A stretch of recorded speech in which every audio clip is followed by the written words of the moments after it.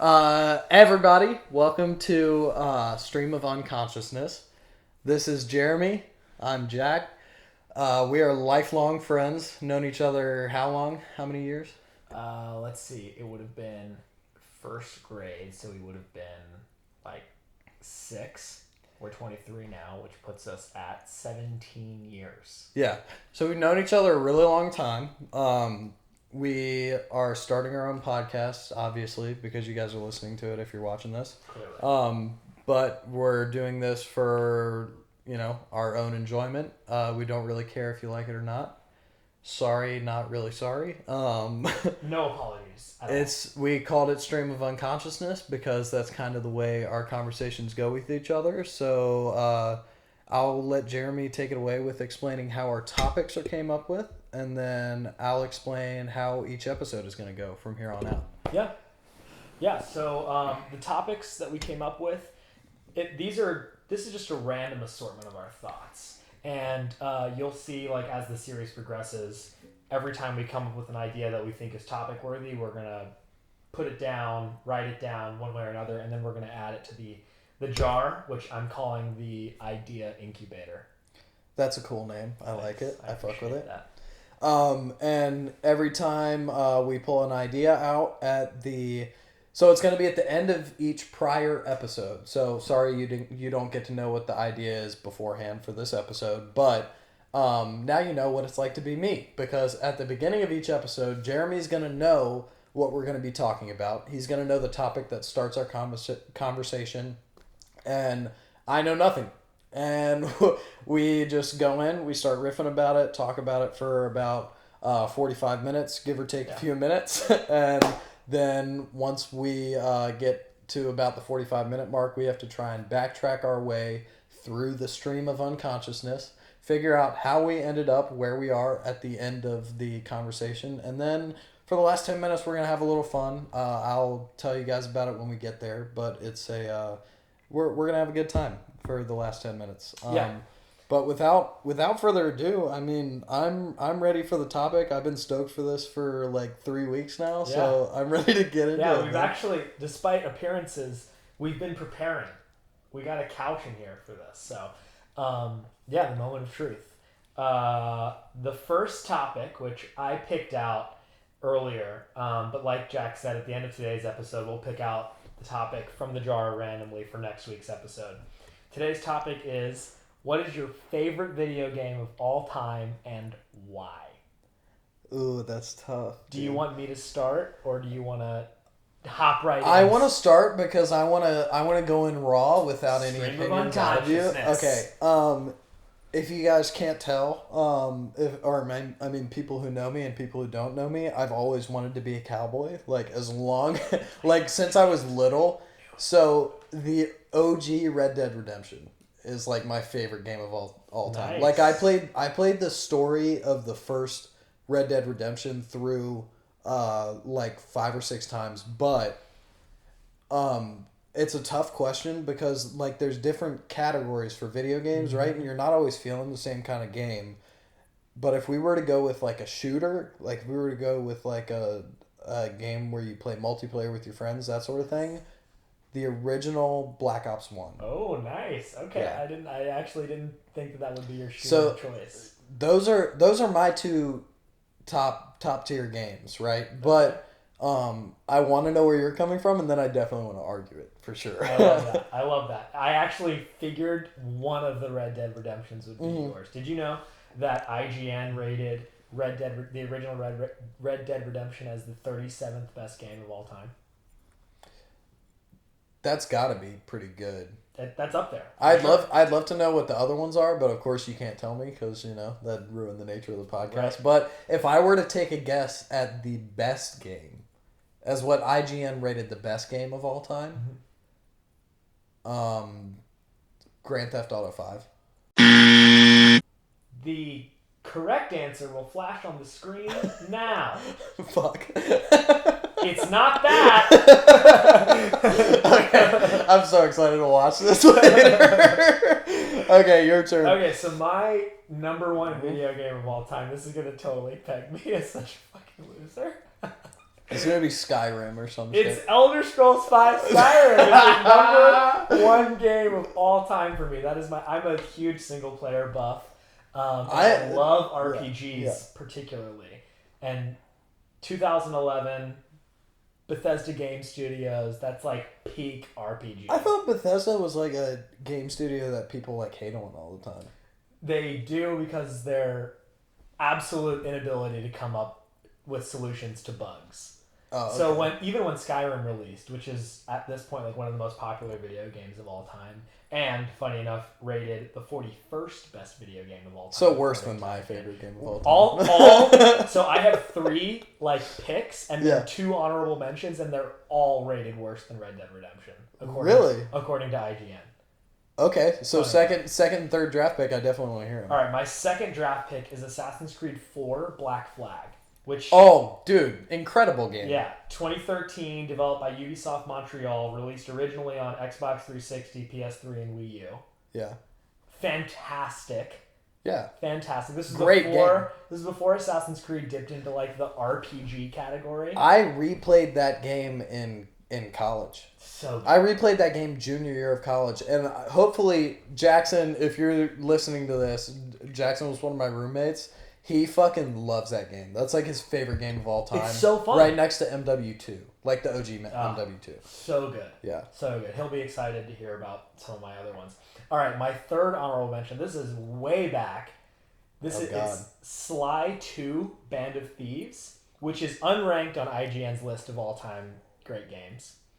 It released originally in 2004, exclusively for the PlayStation 2, developed by Sucker Punch Productions. I couldn't tell you what that game was. All right, Sly Cooper. He was a raccoon who held like a question mark like weapon, and he'd go around stealing stuff. It was like all about like heists and like stealth and all that. And I love that 2004 game. video. 2004 on the PlayStation 2. That's a pick. And it's like a super weird one, and like no one's gonna get it, but I love that game, and I played it. I mean, Alex and I, my oldest brother, would play it time and time and time. I have a weird honorable mention, but it's because there's sentimental value behind this game. My next 2 are that way.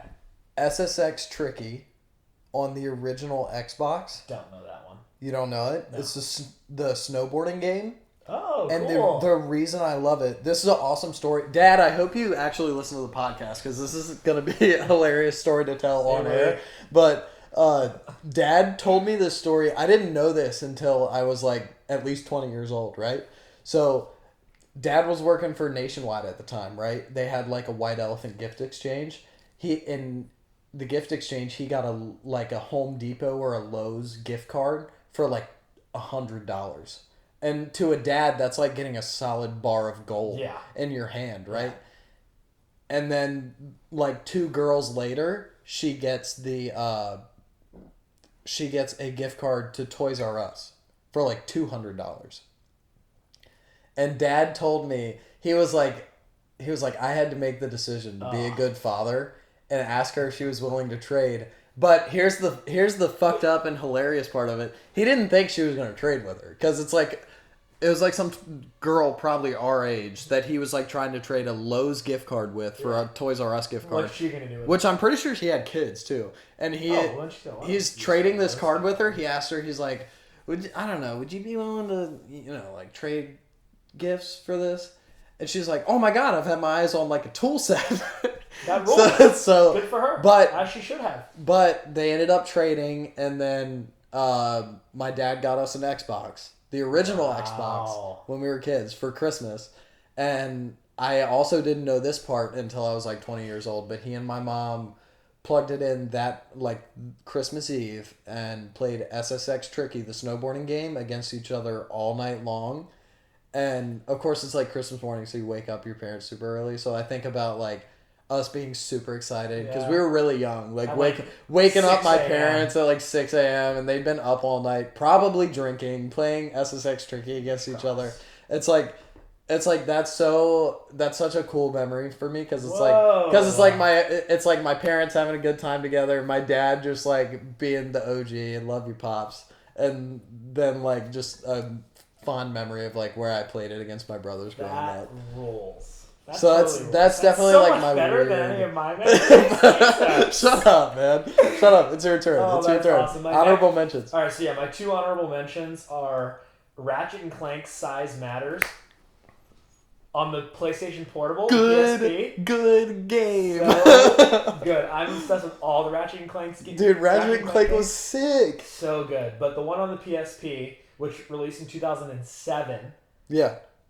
from a developer that no longer exists. They went defunct in 2012. High Impact Games. They're probably owned by somebody now. I'm sure they're now I'm sure everybody that worked for them now works for somebody else. Yeah. For sure. There's no way they don't. Right. No way. That game. Oh my gosh! I cannot even fathom how many hours I probably put into that game. Because my brothers would play it, and then when they'd get stuck on a boss, they'd come to me, and I would beat it, which made me feel awesome. And You were it was my only hero? source of superiority. All my brothers, because you're one of the smaller siblings. all my brothers, all of Jeremy's brothers, except for his oldest one, are all adopted, and they're all bigger than him. they all could beat me up, and Alex could beat me up too because he's 7.5 years older than me. They can all beat me up, but I can win in Ratchet and Clank Size Matters. I love. I guess size doesn't that matter game. after all. Size doesn't matter. Yeah, you know. Loser. Yeah, fucking loser. And then my second honorable mention, thanks to you, is Call of Duty Modern Warfare 3 as my number. Dude, honorable sentimental mention, value. Sentimental value, favorite video game of all time. It definitely in terms of sentimental value. Can I say why?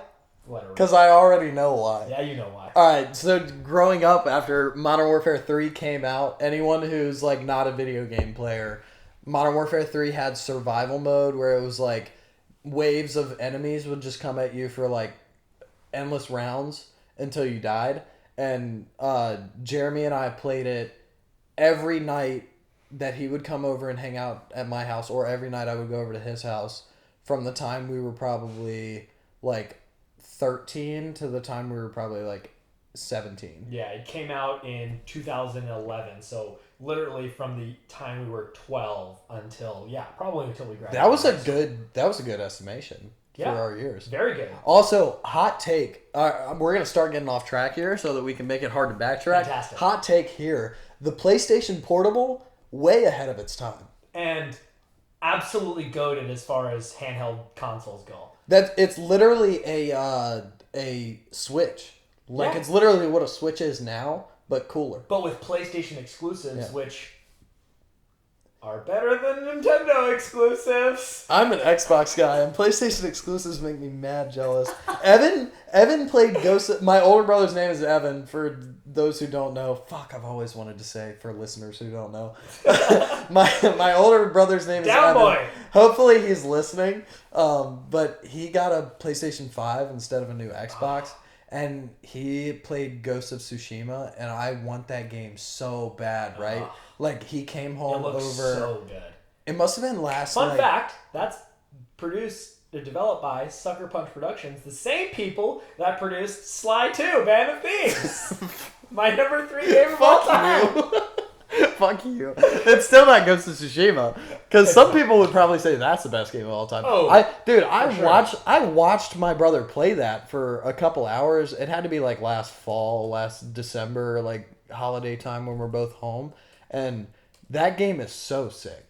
Like, it's mind-baffling how, like, mind-boggling? Or either one of those a saying? Who knows? I don't care. Mind-boggling is. Okay, well... Either way, Fun fact, it's not on IGN's top 100 games of all time. Wow. Can you believe that? Wow. At least not as of...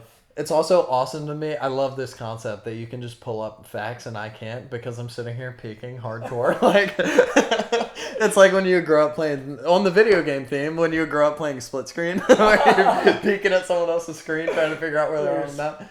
You're screen peeking! Yeah, you're screen peeking! But yeah, I watched Evan play that shit, and I was like, "That's a dope game. Like, I wish I could play it." But it's PlayStation exclusive. Can't do it, man. Yeah. Like, PlayStation exclusives have Oh, they're so good. They're so good. And I hate having to admit that because it's like PlayStation people are always like all about how their exclusives are better, and it's like, yeah, but you have an anorexic controller, and I have an actual like. Well, the new one's big. The new PlayStation controller is huge. It is, yeah. And Kaylin has said that's my wife for listeners. For listeners who don't know, or such losers, I love it.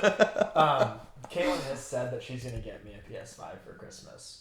In addition I should get married. In addition to my Series X, which is the newest Xbox. So I'm gonna be a total gamer nerd if you couldn't tell by me literally referencing which specific developers produced which games. Is that peanut butter whiskey? It's caramel whiskey.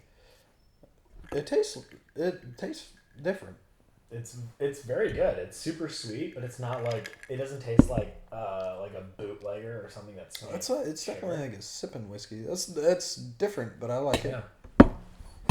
For those at home, we have a skeleton Halloween themed decanter, which is these two. All right.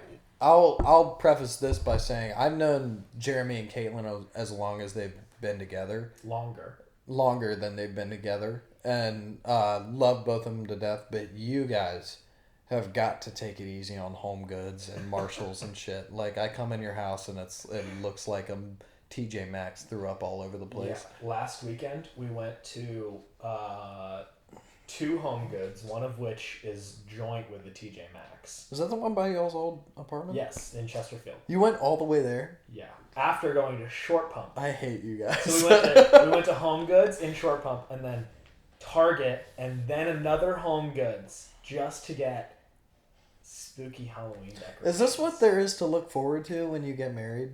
Welcome to the domestication of... That's not a word. The modern American human. Domestication is not a word. You're right, it's just domestication. Yeah, there you go. I added the F for no reason. It sounds cooler, though. It did sound domestication. Better, but no, it's just domestication. Oh, man. I've said this so many times, and I'll say it on the podcast, but I don't frankly, I don't think I ever want to get married. And it's no dig at anybody who's married, because it's like I love you guys to death. Your wedding was like one of the most beautiful things I've ever seen, and I cried like a little bitch like during my speech and later, like just because I love you guys. But insert photo. That'd be hilarious. Oh, it's gonna happen. Oh God. But that being said, it's like I don't see the point behind it. Mm-hmm. Which I think is like very selfish of me to say. So, I'm married very happily, tremendously happily. I cannot exaggerate how happily. Blink twice if you're in trouble. I just don't want there to be any gray area. I'm so happy. Blink Marriage twice if you're scared. It's so weird. Is it? It's like I like this human so much. Not only do I want to get the government involved to make it legally binding, but I also want to include whatever God it is that I decide has the authority to get involved in my love life. It's like I'm going to tie religion and government in one ceremony together just to say that this is my one person that I like a lot.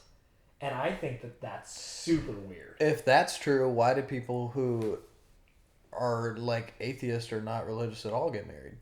They're still getting the government involved. They're making it legally binding. They're like, I like you enough to get a tax benefit from spending time with you. Yeah, see, the goal is to be making enough money where, like, a tax break is not even that big a deal, you know? Like, I mean, some would say that that's how you get to the point where you're making I think this has more, my opinion on marriage has more to do with my own trauma, where I don't think, and we're getting deep here, where I don't think that someone would want to spend... I don't think that someone would want to like spend their whole life with me. So I think no one would. Yeah, you're right. I'm me, and I don't want to spend my whole life with it. Joking. I don't think that I think I get to the point where I'm like, okay, I don't think anyone would want to spend their whole life with me, or I like feel annoying all the time to other people. So it's like, which I don't get me wrong, I'm not trying to be like super soft here or anything and say that like, oh, people don't like me. But it's like, I definitely know I rub people the wrong way. Even people that like I love and care about. So it's like I don't want to feel like somebody's obligated to stay with me just because. This is such a stupid reason. Contract? Yeah, to sign an affidavit. To, like, I probably used that term wrong, so fucking sue me, lawyers, Evan. Don't worry. The correct use will flash on the screen. You just put the definition up there. Fuck you. No, I think you're being overly hard on yourself. I think that... No, I definitely am, but it's like it's also like all in my head, you know. That's fair. And it's like that's a valid reason. Yeah. It's like this is the way I feel. It's the way it makes me feel. And like the bottom line is, if you don't want to get married, like you'll never have to. He says as he pulls the ring off his No finger. no, I just play with it. It's just a fun little game that I play. But like I said, I think if you never want to get married, you'll never have to. No one will ever put a gun to your head and force you to get married. Oh, some might. Hope not. You know who I've picked in the past. Yikes! I hope that they somehow, some way. I hope not. I don't want to be on anyone's hit list. That'd be pretty funny. But yeah, I think you're right. You don't have to get married if you don't want to. You don't have to get married if you don't want to, but at the same time, I'm a hopeless romantic, and I feel I am too. I feel like everybody has their person that will make them say, "Oh, well, like nobody else interests me anymore." Oh yeah, respectfully. But like that being said, I love my girlfriend. It's like. Hey Hannah, you're probably listening. But I love my girlfriend. It's like she's like the person I think about all day. The person I want to like share my, like that's what a relationship is. It's like you're sharing your life with somebody, which is cool because it's like, hey, all day I sit here and think about when like funny shit happens or like something interesting happens. It's like, oh, I can't wait to tell my girlfriend about this today or my wife. But like. Still, I think some people get too wrapped up in the notion that like I need to feel like I'm somebody's whole world when like that's not really how it is, you know? Mm-hmm. Yeah, and I think it's fair to like feel that way about marriage as a concept. Yeah. I think any concept can be questioned. And to be completely fair, to be fair. That's a Letterkenny reference. Shameless plug for anybody who hasn't seen it. You should go watch it. But to be fair, I think that it's all up to your opinion, and opinions are like assholes. Everybody's got one, and most of them stink. So, like, do what the fuck makes you happy, and fuck all the rest, I guess. You know? Yeah. I think I'm here for that. I'll drink to that. Cheers, brother. Cheers, man. And let's see how much of the audio of us drinking can get. Yeah. I hope it can hear the ice clinking in my cup right now. But yeah, man. Marriage is cool. Marriage is cool. It's a cool concept. It's definitely been cool for me. I mean, we've had a blast being married. It's so funny because we lived together for like starting sophomore year of high school, which was fall of 2018. We lived together, and then we got married on New Year's Eve going into 2022. So we lived together for 3.5 years before we got married, and so like it wasn't that much change. But it's so interesting. People look at you and speak to you differently, despite us living in like a very modern and fairly secular society. Like people talk to you differently when you're married, almost as if like marriage still has that religious weight, which is so interesting. It's almost like it's a symbol of status for like older folks. Because they see that ring on your finger and they think, oh, that makes you mature because you're able to recognize that you love somebody at your age. And then they see like, I mean, I hate to like generalize, but like guys like me who have like, I mean, I'm getting a sleeve done right now, so you know, shameless plug. Check those out. But like guys like me who like act immature and goofy because it's like that's who I am, and have like tattoos all over me because it's like life is short. I do what the fuck makes me happy. Like, I feel like to older folks, that's such like a difference there. and they don't even realize that like behind that single thing that they're judging you by, it's like judging a book by its cover. Like as cheesy as that sounds, like behind that single thing that they're judging you by, you could be anybody. Right. You could be addicted to crack, and I could be And a I fucking. am. And I could be a Harvard scholar. I'm fucking not. That's awesome. But I don't know, man. It's like it's weird how we view marriage. Yeah, and what's nowadays, really you know? funny is like, yeah, that's almost exclusively who I was referencing is the people who look at you differently once you're married. They are like the older people. Yeah. And and it's often like the older people who are more traditional and are more often than not like Christian and almost exclusively conservative. Yeah. Which we're not going to get into that. But that's we're just not. I don't want to get into like politics or religion here No, because that'd be that's a very touchy subject, and we're both not. Yeah. We're neither of us are smart enough to actually sit here and fucking blast our Right, that opinions would out be- on YouTube because I think that's where we're putting this. It'd be awesome to commit social suicide on episode 1. Yeah. But no, like, yeah, just like in my experience, that's who has spoken out to me. And at the end of the day, we're sitting on the same couch on Thursday night recording the same podcast. Yeah. Like, That being said, though, I do feel like I'm like the reckless wild one in our friend group. I mean, so we have a friend group here in Richmond. Like for those listeners who don't know, we we live in Richmond, Virginia, right? And I moved here after Jeremy and Caitlin did. I moved here like maybe shortly after, maybe a month or two, Yeah. right? And I like our friend group is people that I was introduced through them. Like they have, it's like Jeremy's two closest guy friends from school who are Matt and Hayden. Hey guys, I know you're listening. Fuck you guys. you better be. And then Aaron and Maddie, who are their fiancés now. They got Two engaged. fiancés. They got engaged. So shout out to them. Congratulations to congrats. both of those Both couples. of them. Everybody go congratulate them on social media if you follow them or if you don't. And I got introduced to all of them. So it's like when I first moved to Richmond, I was very single, like single, didn't want to be in a relationship with anyone, and would go out with like these three couples all the time, and it was like I've never had a hard time making friends with anybody, and it's like Caitlin's always been very close to me, and it was like Aaron and Maddie at first didn't get like who I am as a Who's person. Jack, Yeah, they were like, who's this asshole who's just like who's mean all the time, and I'm like, no, I'm only mean if I like you, and like I definitely felt like I was the wild one because it was like for a while there I was showing up to like functions with, you know, random girls, like whatever girl I was hanging out with at the time, which is like I don't know, embarrassing to think about now. But it's like I do definitely feel like I'm, even now that I'm in a healthy committed relationship, healthiest relationship I've ever been in. So you know, be proud of me, guys. Like healthiest relationship I've ever been in, I still feel like I'm the wild one where it's like I'm still the goofy one who you guys will expect to do some out of pocket shit.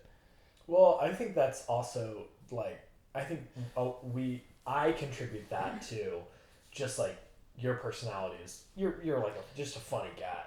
And You're a funny guy. What do you mean I'm funny? You're funny a funny how? guy, pal. What do you mean I'm funny? Funny how? Funny looking. Yeah. But yeah, I mean that's what I attribute that to. It's just like you're funny in like a pretty unique and distinct way. All of our friends are funny.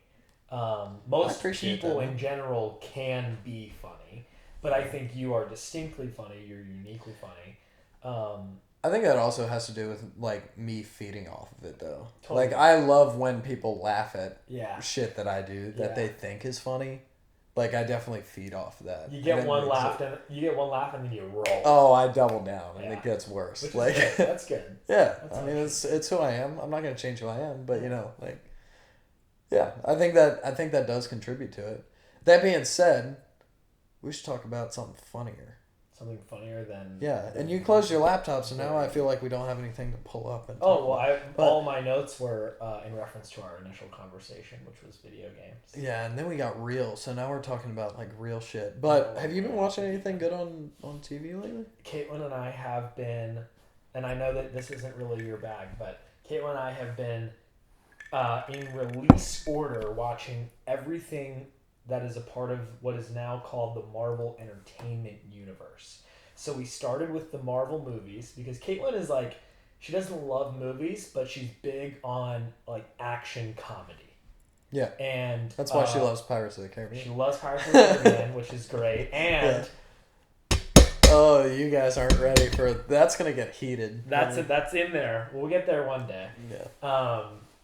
But she's big on Pirates of the Caribbean, and she likes Marvel because they're all fairly, for the most part, fairly lighthearted and super action oriented. Very easy to watch. They're super like brain dead drool. Watch something on TV. Yeah. That's just like baseline entertaining. Which I feel like people think when I say that I'm not a huge Marvel fan, they're like, oh, this guy hates Marvel. Look at this guy! Get on this guy! He hates Marvel movies! I'm not like that. It's like, I just don't understand the whole universe. I watch them like that, where I'm brain dead. Yeah. Yeah, and so we've been watching them all in release order. The only one that we didn't watch was the Hulk movie that came out in 2008 because it, like, technically wasn't. Wasn't, who was the Hulk in that? What's that was name? Edward Norton. Edward Norton, Fight Club. And the Hulk is now played by Mark Ruffalo. Yes, yeah. But we started with Iron Man 2008, Robert Downey Jr., and we are currently watching the Loki TV show, came out in 2020. Is that the first like Marvel Entertainment Universe movie? Yeah. Is Iron Man like the OG one? Yeah, yeah.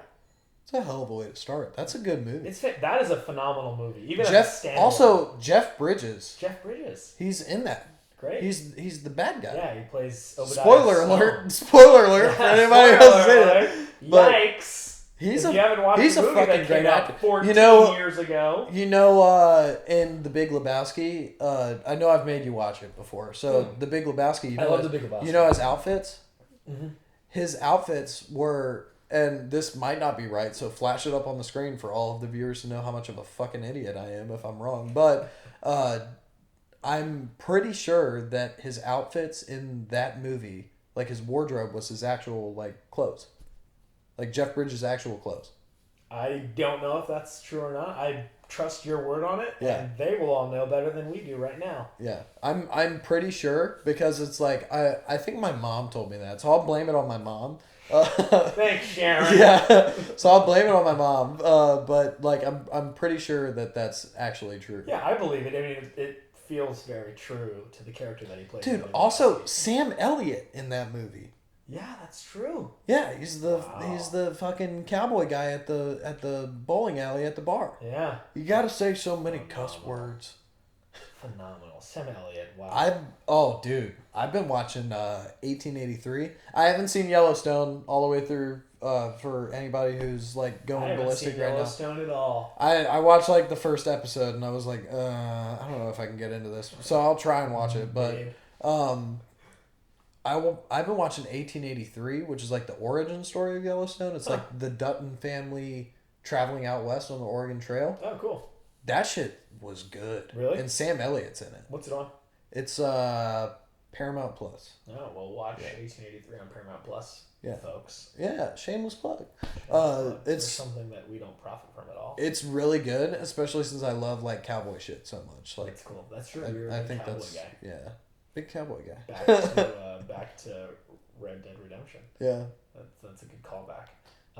You've been watching Marvel all the way through? Yeah, we've been watching Marvel for a month and a half now, and we just started the Loki TV show, which stars Tom Hiddleston. Came out in 2020. So far, it's just one season, but they did. I think they announced a second season. The truth behind whether or not that's the case will pop up on the screen now. Which leaves us with we're in phase 4, which is I believe wrapping up right now, with the Black Panther movie that comes out in November. But she's loving it. How are they gonna have another Black Panther movie? He's dead. Yeah, I think they've decided to not recast him and do something different with it. I don't know how they're gonna do it. We'll see. Kevin Feige has it apparently by the balls, so we'll see. But yeah, that's gonna be interesting. Rip Chadwick Boseman, Yeah. phenomenal Dude, actor, great actor. The phenomenal fact that nobody actor. knew he had cancer for that whole time is Unbelievable. just absurd. I mean, how many movies did he do with cancer? A lot. If, Fucking lot. Half a dozen. Dude, there's some Netflix movie that my dad really likes where he's like a prince from some African country and his sister is like kidnapped in the US and he comes here and he's like a John Wick, like Jason Bourne type, and he like hunts down his sister and gets her back. And my dad and little brother really fucking love that movie. I can't remember what it is. I don't know anything about it. Jeremy will pop it up on the screen. Yeah, the correct. Yeah, all these things will be linked. Yeah, but fuck, man, he's a good actor. I was just about to say something about Tom Hiddleston though. Mm-hmm. He's there's a really cool show that came out. It's only one season. But it was on HBO, I think. I think it's HBO. Do you have HBO? Yeah, you do. My mom got it, or no, she got you guys Disney Plus for your wedding. Yeah, for our wedding. The Night Manager on HBO. I'm big into like spy action stuff, like drama stuff. And The Night Manager on HBO, Tom Hiddleston is like he's like a manager of a hotel that goes undercover for MI6. I've heard about this. He goes undercover for MI6 and does like it's Hugh Lowry is the bad guy. He's like an international arms dealer. He's House from House, if anyone's ever seen that. But he's like undercover in his like inner circle and is like trying to take him down. That's a cool show. That sounds awesome. With him in it. He's a great actor. Tom Hiddleston's a great actor. Dude, fucking cool guy too. And I really like the Loki TV show. It wasn't like as critically acclaimed as some of the others, but I like it because of Tom Hiddleston. I just like him as an actor. I think he's a cool guy. And like he's from what I've read too. I think he's a pretty like laid back dude. Like he's a chiller, which is pretty respectable in Hollywood because it's like I don't know. I feel like Hollywood actors just get to act however the fuck they want and get away with it, which is like I don't know. I mean maybe we should all act however we want and just not deal with the consequences. But Hollywood actors is a future potential weekly topic. We could throw that in there. I already did have one in there about Hollywood actors. Ooh. Yeah, and Jack doesn't know. That's the other great thing. Jack doesn't know all the ideas that I put in there because the last 2 weeks I've been, every time I come there's a whole lot more than the night we brainstormed our podcast. Like at least double. Yeah, I've there's been a lot in ideas all week. So also that's the other thing. Anyone who's watching, if you have an idea, throw it in the comments. We're gonna have an Instagram page set up. So I mean, by the time this comes out, you'll probably already, if you're a friend or something, you'll probably already follow it, and you can just like send shit over to us, and we'll we will have forced you to subscribe and or follow, so that you can offer suggestions for our weekly comments, and as well as potential weekly guests. We have a couple of guests in line already. We do.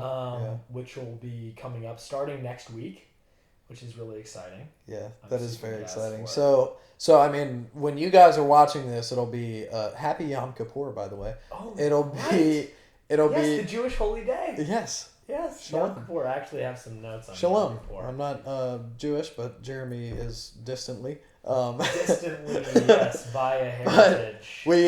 This will be coming out on Yom Kippur, so October 5th, next Wednesday. So this will be, like, you're always watching what we recorded a week before. So, have some patience with us. Bear with us. If we're not hitting the newest news, that's why. Is because we're recording this actually 6 days in advance. So, but this is releasing on Yom Kippur, which is the holiest day of the Judaism calendar, which is very exciting. Holiest according Who's to... holes?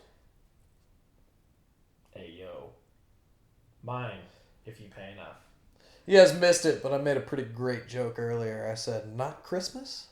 Because, Jews don't celebrate Christmas. Right. Because Jesus. Yeah, I don't know that whole history. I didn't pay attention in Bible school. Yeah, I think the biggest difference between Judaism and Christianity, same God, but No way, same guy? yeah, same God. Jesus is obviously very relevant. Who is Yahweh? Yahweh? It's all the same God. Yeah, but why don't I just call him God? Or why don't we call him I Yahweh? think Yahweh it means God.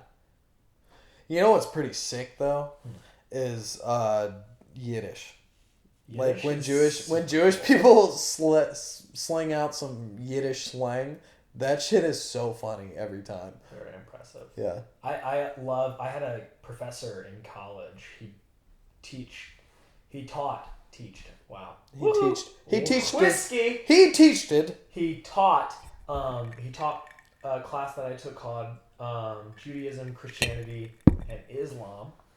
Taught like the sort of like base introduction to all three. He was himself Jewish, and then he also taught a really fascinating class on the Holocaust. And he would. That seems kind of fucked up. They're just like, hey, Jewish professor, you're going to teach about the Holocaust? He had to propose the class. Okay. Yeah, it was his idea. That's different, though. And he like made us read like a bunch of first-hand accounts. It was awesome. I still own a bunch of those books because I didn't get rid of them because I bought them myself because they were so good. But he would often like dip into Hebrew and he'd like read and speak Hebrew to us. Unbelievable. So impressive. What is it you say you say like he's a mensch, right? Isn't that a Jewish thing? Great question. You want me to look it up? Yeah, I thought it was like saying you're a good guy or something like that. I don't even know how to spell that. It's like MENSCH or something like that. That's what I put into the old Google. A person of integrity and honor. Yeah. Very nice. You looked at me like I just said some slur. Straight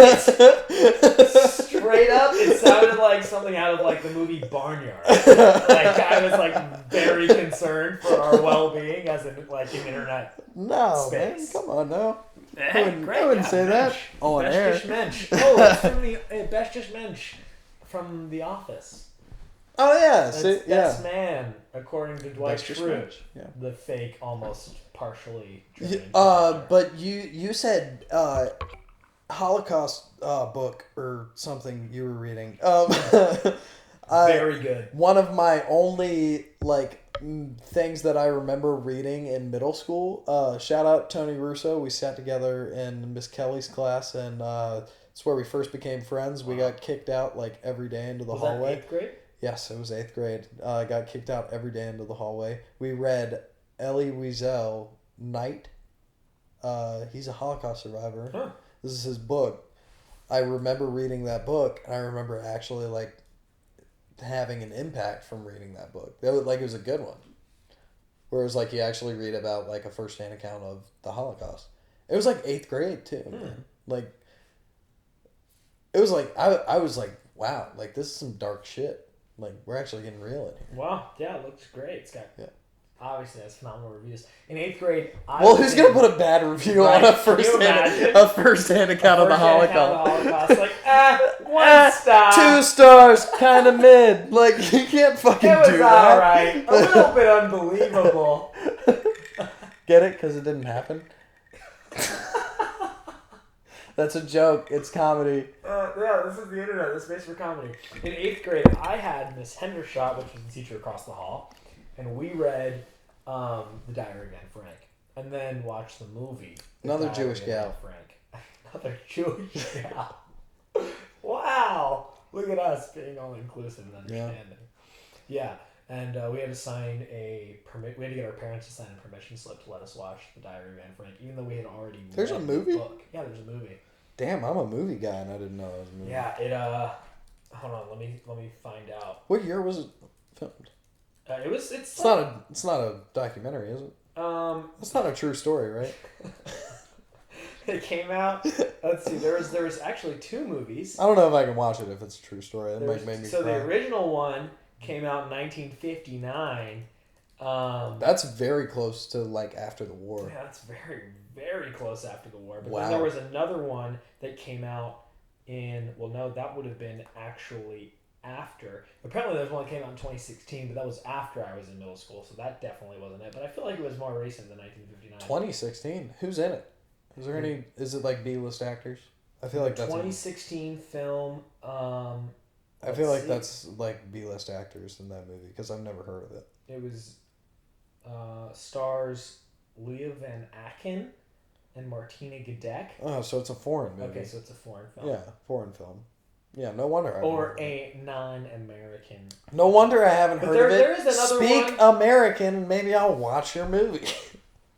All right. Well, this was a great run. Thanks for having us on. It's all jokes. It's all jokes. But we're about at that time. We have to backtrack, figure out how we got to where we are right now. Before we do that, the other Anne Frank movie that I'm thinking of, the year that it came out, will come on screen now.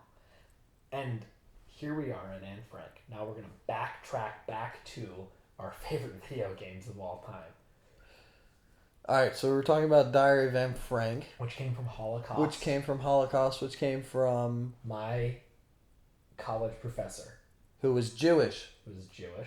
Yom Kippur. Or who was a man who was a Jew. I don't know what's politically correct to say nowadays. I feel like calling him Jewish just can't be politically incorrect. See, I was told that that's not something you're supposed to say. He was a person who... a Jewish person. A Jewish person? He's a person who... Forgive us for not being completely politically correct. We honestly just don't know what we're supposed to say. Jewish is safe. But, Jewish person who was your professor came from Yom Kippur because that's when the next episode's getting released. Prior to that, we were talking about, fuck. Nothing. There's no way. What did we? We talked about you guys were watching Marvel movies. Oh, right, the Marvel movies. All the way through. Yes. Which was, you asked, you watching anything good? Yeah, which was a complete change of subject because we were talking about real shit. We were talking about like getting married and stuff like that. We spent a long time on marriage. Yeah, we did. Which... How did we get there? From marriage... Well, it was pretty quick after our discussion about video games. There wasn't much between the two. We started talking about marriage because we were talking about... Something for sure. Something. We were talking about something. I hope we can... I don't know. Hopefully you guys remember because all I remember was a jump from talking about our favorite video games, talking about us growing up together, and then talking about you and Caitlin. That's what it was. That was the missing link. I said something about how long I've known you and Caitlin, and then you started talking about marriage. Then we got into and then I debated. I said my feelings on marriage, whether or not you would get married. Yes. Okay. So that's how we ended up to where we are. And if that's not correct, you'll know, and we won't. Yeah. Which is the fun of this. That's fantastic. But I have 2 minutes to... We got a clock right here, which is pretty awesome. But I got 2 minutes to rapid fire explain how the last 10 minutes of each podcast is going to go. So, for those listeners who aren't aware, I'm military background. I'm in the National Guard. And in the Army, we have this thing that we call alibi fires. And it's when you're on a range, shooting guns, doing Army stuff, whoever doesn't shoot all of their ammo gets an alibi fire at the end of the iteration to shoot the rest of their ammo, because they were shooting too slow. And that's kind of where we got the inspiration for this last bit, which we're calling alibi fires. So the last 10 minutes, we each get 5 minutes to talk about what we wish we had touched on during the episode, and rock, paper, scissors to see who goes first. Because I know we both have one prepared. Oh, yeah.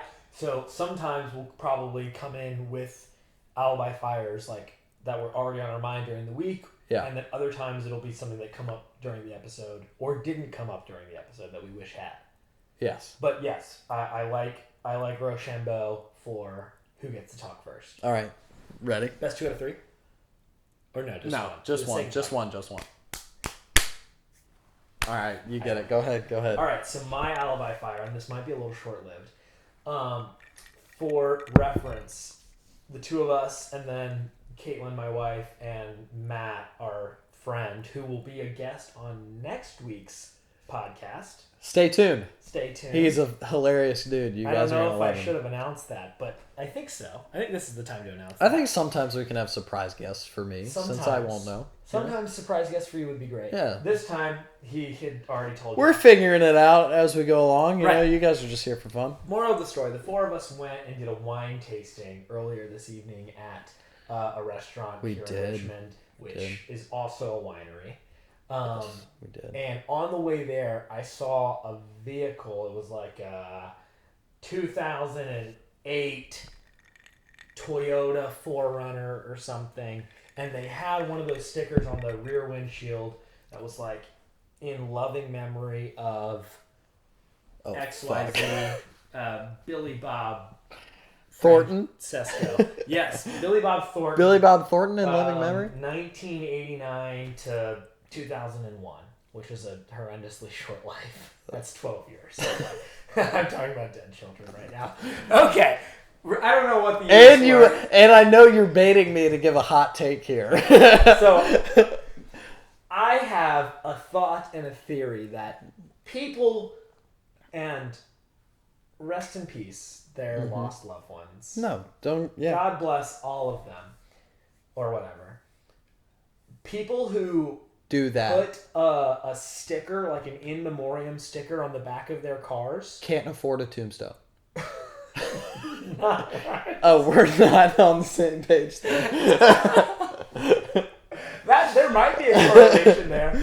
I was gonna say, are the worst drivers in the world, and I wonder if that's because they desperately want. They clearly can't get over the loss, and so they desperately want to reconnect with their lost loved one by killing themselves and other people on the road. I'm sorry to cut you off at the knees here, and don't get me wrong, I'm all about it. But the coexist sticker people have got you beat.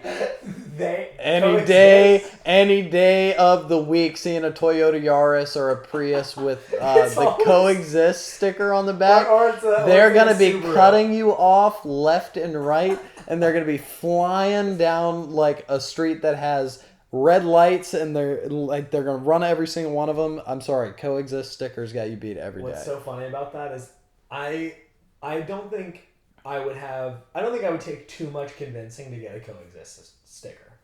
I think I could rock a coexist sticker. Yeah, you guys fit the bill. Right? We have that like You and Caitlin are like secretly pretty earthy. Super granola. Yeah. If you will. Super crunchy granola. Super crunchy granola. Okay. But well, more, and then even more like baseline than that is this city, Richmond, Virginia, has, I swear, the worst drivers. some of the worst drivers on planet Earth. It's like fighting for my life every time I get in the car. Dude, I come off for those who live in Richmond, I come off the expressway, like 195 onto 64 east towards Charlottesville to get to my house, right? You come on the left side of 64, my exit is like less than a mile on the right. So it's rush hour traffic, 5 p.m. I'm cutting across 4 lanes of traffic every day to get home, and I'm fighting for my fucking life every day to get there. Yeah. It's agony. This city's and Oh, it's horrendous. every single car, at least like as far back as I don't know when the answer will pop on screen, has had indicators installed. Yeah. Most cars on the road, except unless it's like a rare antique, has an indicator installed, and it's like 98% No of one the uses them. city Yeah. doesn't know they exist, Yeah. and it infuriates me. Yeah. Which is the worst. It's the worst when you're sitting at a light where you know you can turn out and they turn their turn signal on at the last second. People in this city are fucking awful about that. They are absolutely. They're notorious. so bad about it. Yeah, and I feel personally that more often than not, Attacked? not attacked. I don't often feel attacked, but I feel more often than not the people who are failing to indicate, who are cutting you off, who are just rolling steady, not like quickly, not blasting through, but just like slowly rolling through a red light, are people who decided that the best way to memorialize their lost loved ones is by paying $8 to for a window decal off of Amazon. Yeah. Oh. That being said, I'm not going to touch that one anymore because I feel like somebody's going to shoot me for talking about their dead loved one. But my alibi fire is a little bit more risque. Ooh, more risque than dead It's people. a little bit more risque. So, I have a reason I came up with this one. I promise it's not perverted or weird. Give the whole backstory.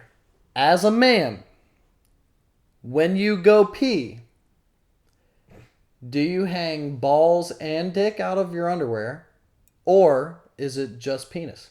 What? What the fuck? I think And you're answering first. more often than not, I just go penis. Really? I think more often than not. I'm balls and dick out. You're the whole. And I have a reason for that. All right, let's hear it. I want to hear your reason first. I just go out of like efficiency. Oh, because you're lazy. I'm lazy. I don't Yeah.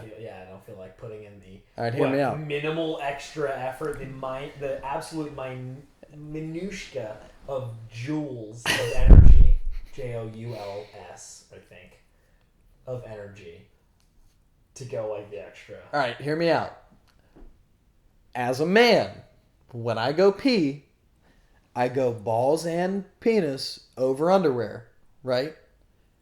Because, you know the old rule, shake it more than 3 times you're playing with it? Sure. If you're not from the South, you might not get that one, but shake it more than 3 times you're playing with it, right? Right. So 1, 2, 3, go back in. I find less leakage. I don't want to drip on myself, you know what I mean? Sure. Because that's the worst thing in the world as a guy when you have, a little dribble after you pee.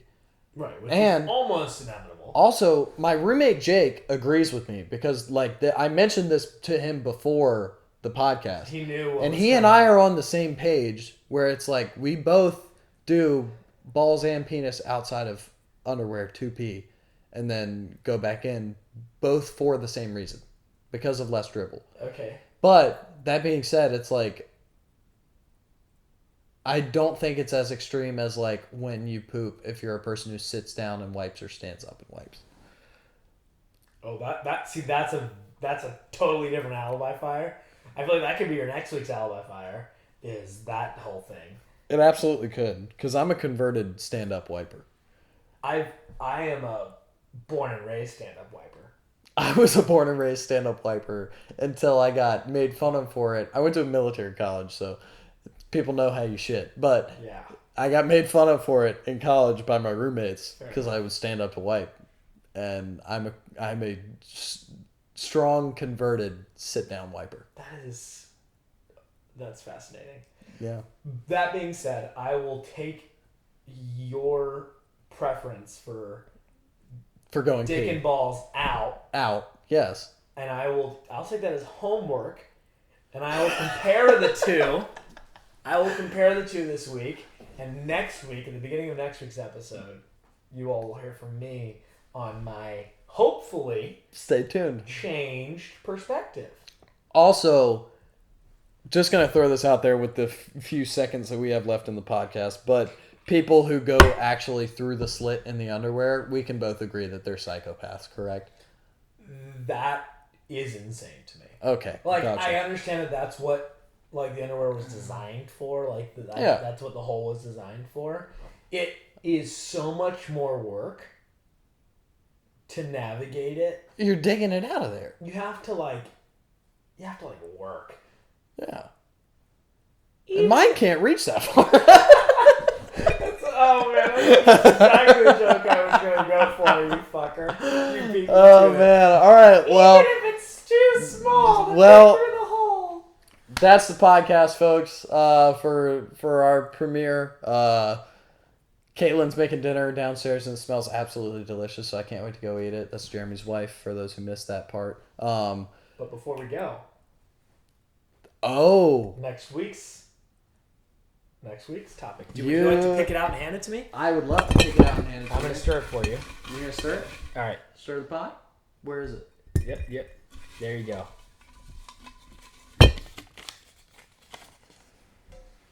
You're gonna hold that up to the I'm camera? gonna hold it up to the camera.